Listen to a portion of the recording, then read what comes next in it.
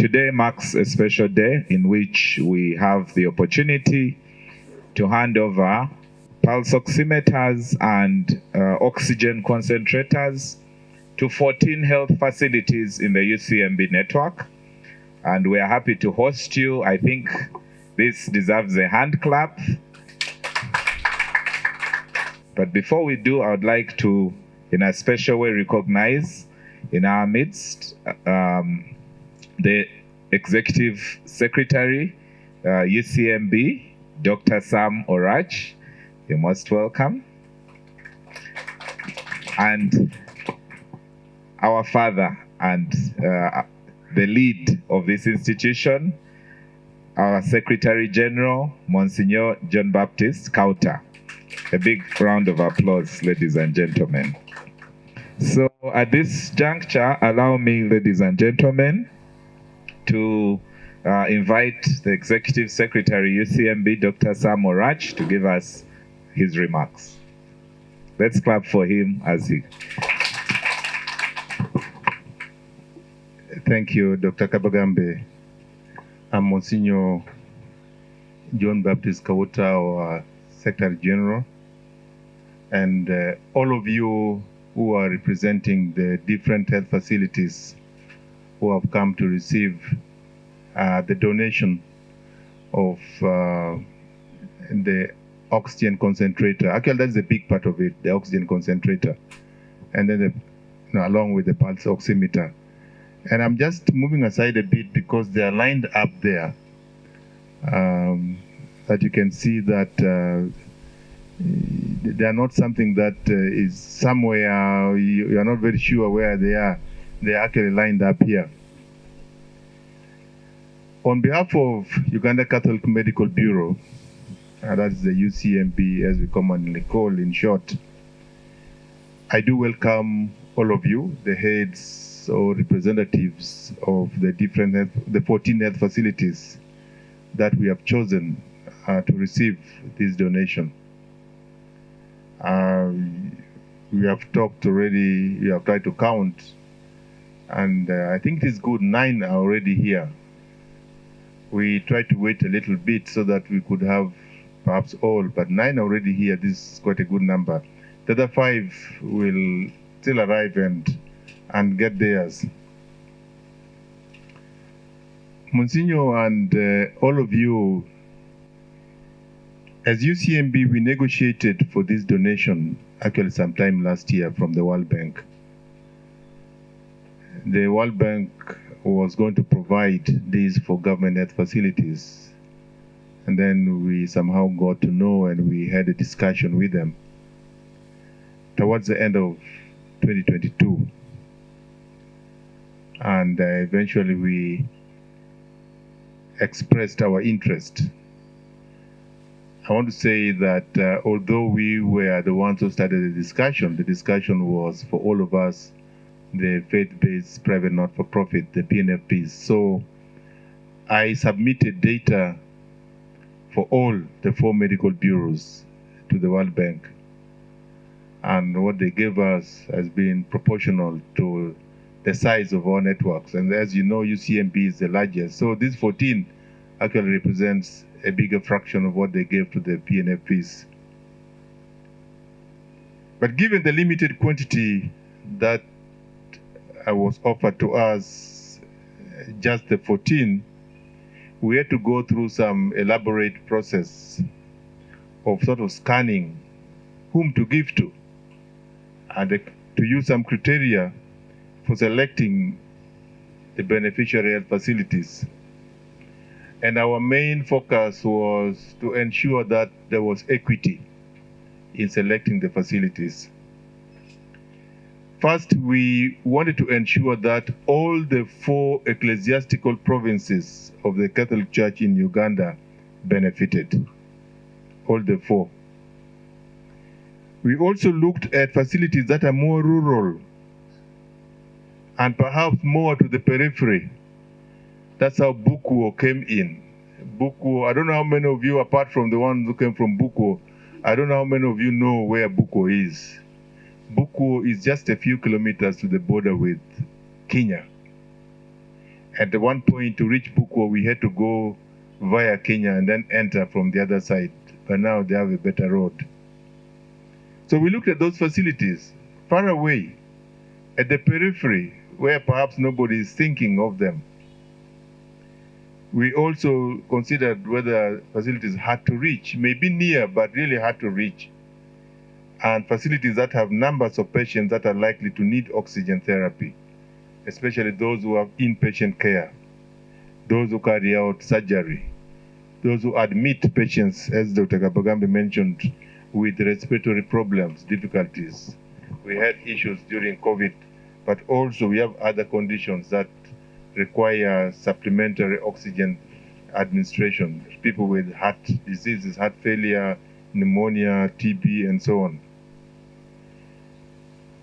And then we looked at facilities that may have challenges in procuring oxygen cylinders. A facility like Bukuo and others might not find it easy, even if the cylinders are there, they might have challenges in terms of resources to procure these oxygen cylinders, transport them every now and then. They may buy one, use it until it is finished, and then look for money to buy another one. So we looked at all these conditions. St. Joseph Kidgum coming close to the border with Sudan, South Sudan, and so on. We looked at all these. Equity was at the center of selection. The point is that there are many, many other facilities that need these oxygen concentrators, but we had only a few. And if we get more, we will definitely have to reach those others who have not yet received. As mentioned earlier by the Master of Ceremony, in 2022, also towards the end, we were supported by Malteser International. Malteser International helped us obtain a donation of 64 ventilators as a country. 64 ventilators. These are, as you know, bigger life-saving machines for people who have difficulty in breathing due to the various conditions we have mentioned before, and therefore lack oxygen in circulation. The donations were also processed and handed over to the beneficiaries through UCMB. We actually processed their coming into the country. Out of the 14 beneficiaries of those ventilators, 9 were Catholic founded and accredited to UCMB. The UCMB accredited facilities received 28 ventilators out of the 64. And this is because the government COVID treatment centers took the biggest. I think Entebbe, a regional referral, took either 12 or 14, a big number. But that's also for us, Ugandans, that's for COVID treatment center.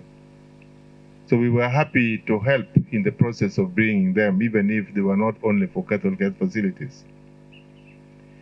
The acquisition and distribution of such life-saving equipment support our efforts to improve the quality of healthcare in Catholic health facilities and contribute to the reduction in mortality in the facilities and the country at large, particularly, infant mortality, maternal mortalities. This will help to improve. I guess all of you know that UCMB is the health department for the Uganda Episcopal Conference, as the MC mentioned earlier. Therefore, the negotiation that we carried out, just as indeed all other initiatives of UCMB are for and on behalf of Uganda Episcopal Conference. It's like when you talk of Minister of Health and government, Minister of Health is part of government, so it does what it does means government is doing. So what we do, it means the Uganda Episcopal Conference is doing. So this support is coming to you from Uganda Episcopal Conference through its health department. The donation was therefore to the conference only through the department. It is therefore the Uganda Episcopal Conference now handing over to you We did our part as the technical arm, but for the conference, and therefore it is the conference that is going to hand over to you. And it is for that reason that the handover of these items to you will be done by the Secretary General of Uganda Peaceful Conference. At this point, before I request and invite Monsignor John Kauta to make his remarks and hand over to you, I am requesting, I did not tell her, but I am requesting Sister Delphina. And, you know, before, when she arrived, we were talking and we were sharing, and she said something that touched me in regard to this event. And Sister Delphina, if you don't mind, you share that with the people. Said earlier, I'm Sister Delphina Kiara. I come from Fort Portal Diocese. I'm in charge of Padipio Health Center 4. Originally, I come from Tanzania. Worked with Fort Portal Diocese for quite a long time, and I have a lot of experience in working under this network of UCMB. When I received this notice, this message, I did not open the email, but for our medical coordinator, Father Judy Coding, gave me a call and told me, Sister, did you open your email? I said, no, Father. He said, can you get your email open? But otherwise, let me communicate to you. You are supposed to travel to Kampala, to UCMB.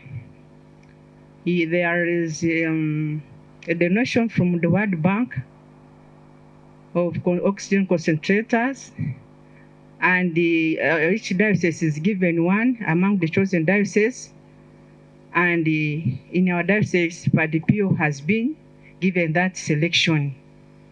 I can't tell you people what I felt. I did not wait further to complete the sentence because I was so much excited. Why? Just last 2 weeks ago, we had one oxygen concentrator, and actually this one was donated, I think by Bella, if I'm not mistaken. And now it got a fault, it got a problem. So I called a medical mechanic from GMS to come and have a look on it if it can be repaired. He told me since it's not their model, they can't repair it. And I have to look for another one. I said, in another one, how much? He told me I will give you the amount.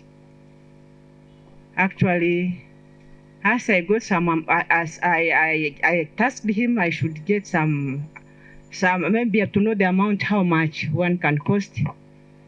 And the information he gave me, it is around, if I'm not mistaken, it was the figures around, I saw around 5M. So I just left the story because I couldn't continue to make more discussion.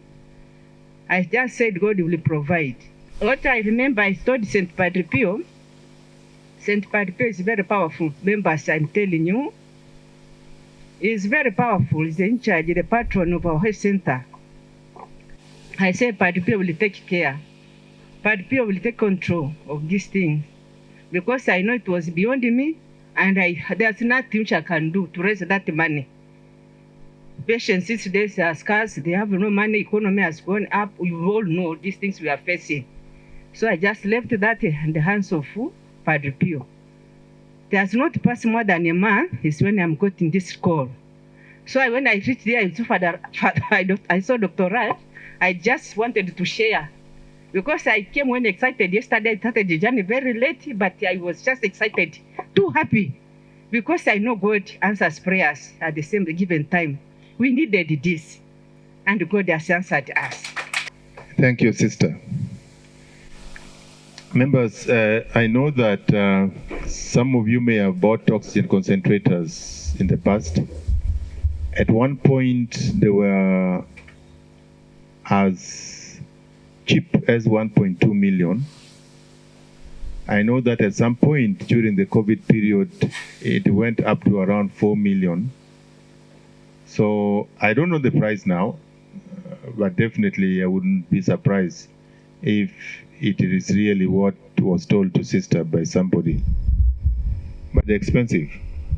So even if I see Dr. Pamela driving from Kitgum, where she's going to spend something like 400,000 shillings traveling, or 500,000 shillings the driving, coming, of course, to do even other things, but even if only for the oxygen concentrator, I think it is worth it getting this. But it becomes more worth it if you think of the lives it is going to save. The cost of that life is, each one of them is not even 100 million. It's far, far beyond that. So we are so grateful that our own prayers were answered, our own requests were answered, and we can only pray that other opportunities come and we make a request and it is answered. So with that, I take this opportunity to request Monsignor Kawuta to make his remarks and hand over then after that hand over the items to the recipients. We will, I think, before he hands over, before he hands over, we will take some pictures together with him. Then after that, he can hand over, and then, Monsignor. You will excuse me and allow me to remain seated. In Africa, you always speak to people in a group and you are seated. If you stand up, they say, "Why are you pointing at us?" But this is the formal way, and thank you, Doctor, for what you have done. Allow me, first of all, to say it is a privilege for me to be here myself. Dr. Raj told me about the miracle the other day, and when doctor tells me it's about a miracle, I always accept to come. Luckily, the time he chose was a day when everybody was awkwardly free. But Fridays are terrible. I know you have to travel a lot, you have to endure a lot of transport challenges and so forth. But all the same, Doctor, thank you for the miracle on a Friday. Thank you very much. As I thank Doctor, I want to welcome you in a very special way, because without your being there, Doctor would be doing a lot of work for nothing. But now Doctor does a lot of work for some good reason. Our medical units, our facilities benefit tremendously, and the tremendous beneficial, call it advantages that we have, warrant our saying to him and to his team, thank you very, very, very much. It is possible for us to look for some of these things, but sometimes people want to be sure that whatever they are giving us will land in safe hands. With the guarantee of Dr. Raj and the knowledge of their performance in the past, many people are willing to donate to them and through them to us. They trust us, but I trust them also, but they trust them a little in a different level. And to us, we are appreciative no matter how we get it, but we know this is a good way. One good thing is, as you sacrifice your time to come, you also indicate the type of personalities that you are. You are dedicated followers of the Lord. Because what the Lord himself says, he says, the Spirit of God is on me, and God sends me out and interestingly, to do what we call in today's modern language, ameliorating the human condition, improving the human condition, enabling human beings to be more human. Human we are made in the image of God. But of course we do know that our condition was damaged when man and woman fell. Now we are born, now we are affected, now this is where we are. It's like the challenge that is going on through Uganda today, the DNA testing and so forth and so forth. Everybody is saying that my father, my mother, I am because of them, and because of them I am who I am. I don't know whether sometimes people are really, because their father and mother are like that. Sometimes they give you good heritage, but then when you grow on your own, you begin to inherit a lot of stuff. And then conditions become very difficult and hard to contain and to follow. So in any case, I want to say, I appreciate you are taking the trouble to come, because you are following in the footsteps of Jesus. This week, last week, it was this week when he said he appointed the 12 and he sent them out to proclaim not only the gospel, but to heal the sick. For him, gospel is only practical when it is affecting a person's life. And this is, you are not preaching to dead bodies, you are preaching to people who are living. And Jesus always strove, as he says, and as is the motto or the logo of UCMB, that they may have life and have it to its fullness. This is what you people are all doing. Struggling to provide life and in its fullness to all.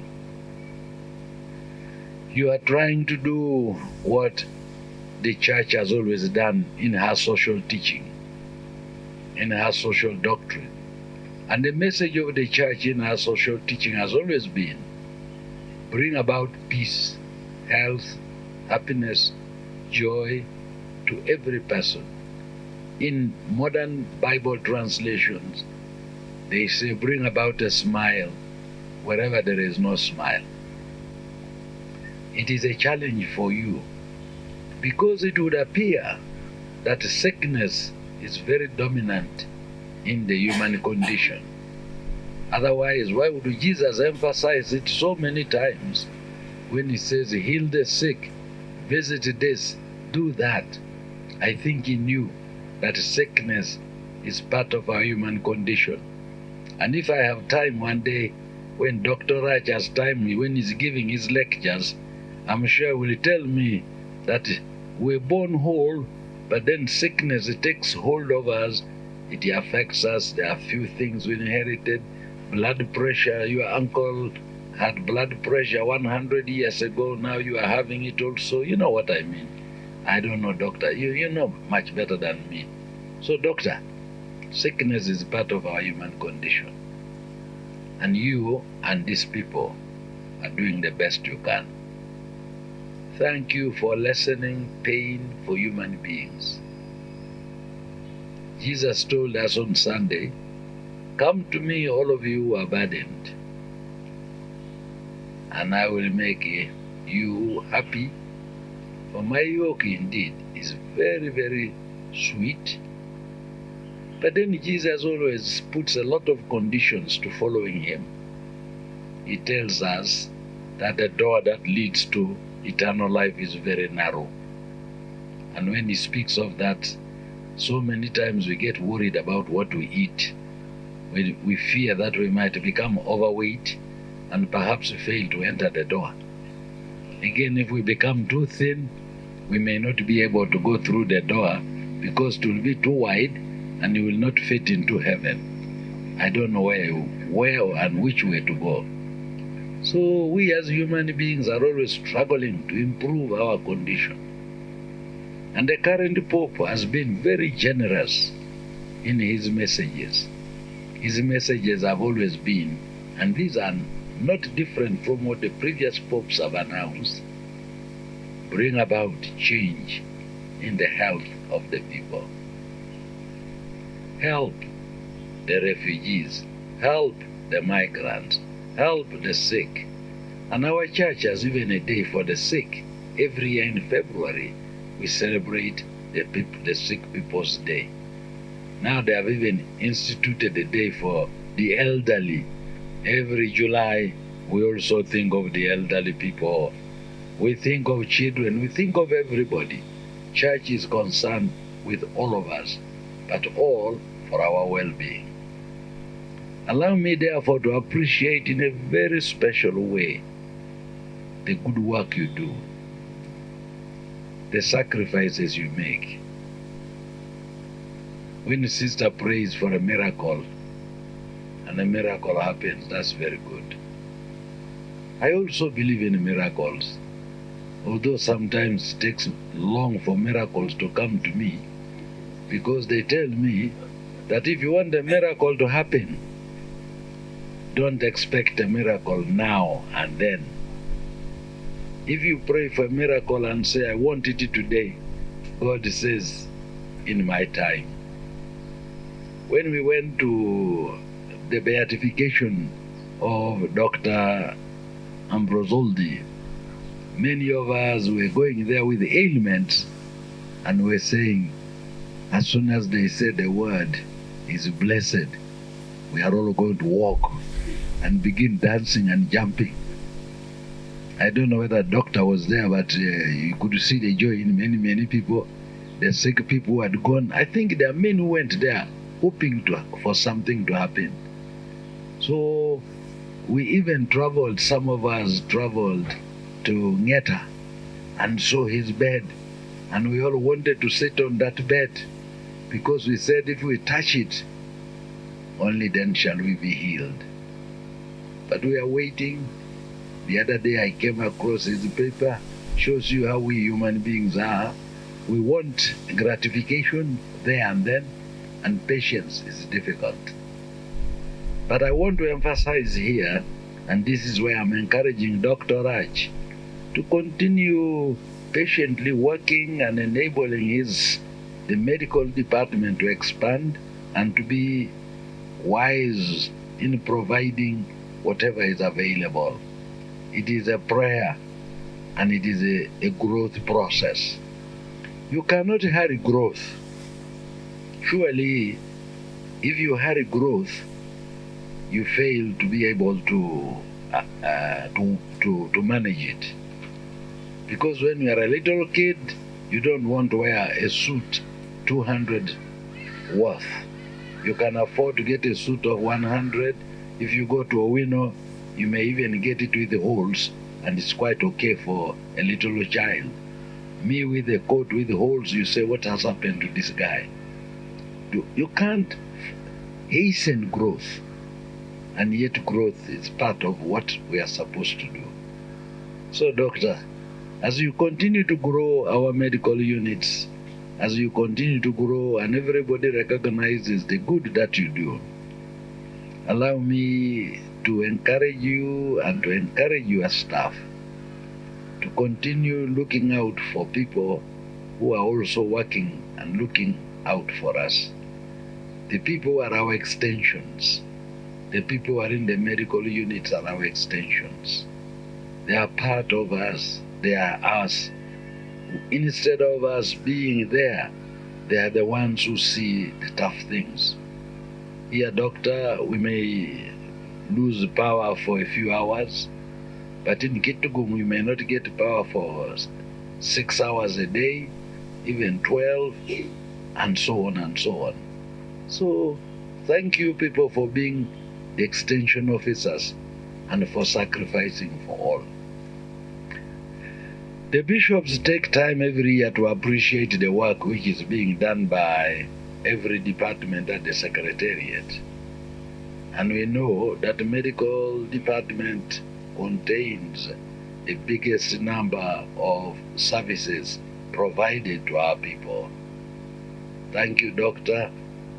in our so-called corporate report, you occupy a very prominent part.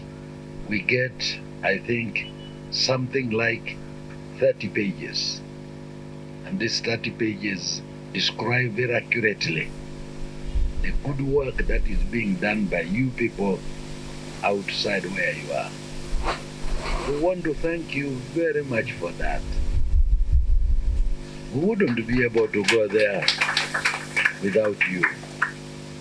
I know many of you are crying to doctor for extra pocket money, fuel, and whatnot. And doctor doesn't have it, but he says, if I get what I can get, I share. And this is what it is. And when doctor shares, we have oftentimes emphasized to doctors that we need to doctor and his staff, that we need to reach out and touch some other places, especially those places which are very remote. When doctor speaks of Bukwa, for instance, Bukwa is from Tororo. That's part of Tororo Archdiocese. When priests were young, if the bishop wanted to teach you a lesson, they would appoint you to Bukwa. If a young priest was not very successful in Palisa, he was always having a nag with his parish priest. The bishop would say, well, we'll send you to Bukwa where you will see a difference. Those who come to visit you in Bukwa are real friends. It's like going to Kitgum from Kampala. I must have friends in Kitgum to go there. And I do have a niece. That's why I go to Kitgum now and then. But otherwise, it's a long way. But God is good to all of us. Sister Delphine, when you go back to Tanzania, Salamiwa Water, you greet them all and tell them that your ministry in Uganda is nothing else but a continuation of what the Lord wanted you to do. I want to conclude by saying, good people, continue doing the good work. May God bless you. Thank you for sacrificing yourselves.